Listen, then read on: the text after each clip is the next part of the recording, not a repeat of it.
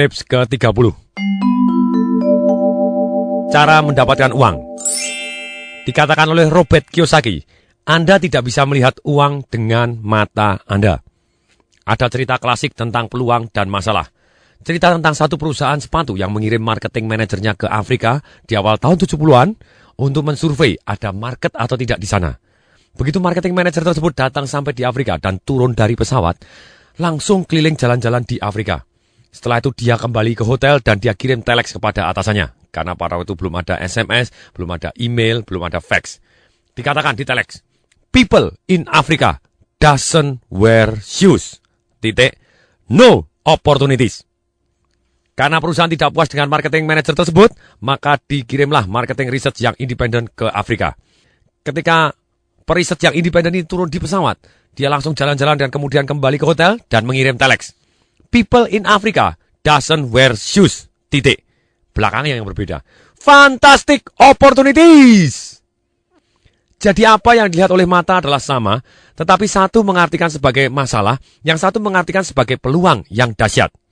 Dikatakan oleh Robert Kiyosaki, uang dilihat dengan pikiran Anda. Mari kita lihat di sekitar kita.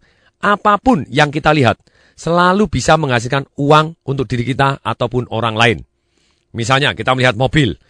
Ada orang yang mendapat uang karena mobil tersebut. Karena memberikan servis kepada mobil, karena bannya, karena catnya, karena kacanya, karena apapun, karena mesinnya. Misalnya kita melihat lampu, melihat tanaman, melihat asap, atau melihat air. Semua di level tertentu akan menghasilkan uang untuk diri kita ataupun orang lain yang mengerjakan ide tadi. Hal-hal apa yang membuat kita tidak bisa melihat peluang atau uang? Yaitu karena kita selama ini belajar dari orang yang salah. Seperti orang buta menuntun orang buta. Alasannya kenapa banyak orang buta secara finansial? Karena mereka mendengarkan saran-saran dari orang yang secara mental mereka buta secara keuangan. Mungkin kita bisa langsung kaya, mungkin kita bisa terima warisan, atau kawin dengan orang kaya, bahkan dapat undian. Apa yang jadi 5 tahun kemudian? Banyak di antara mereka langsung kembali miskin, kembali ke hal-hal yang lama. Karena apa?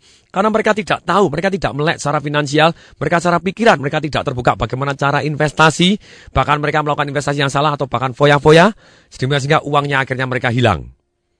Jadi kembali lagi, jika pertama-tama tidak kau pahami di kepalamu, uang tidak akan melekat di tanganmu.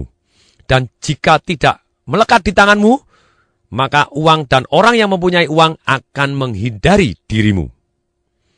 Maka untuk melihat peluang, kita harus melatih otak kita.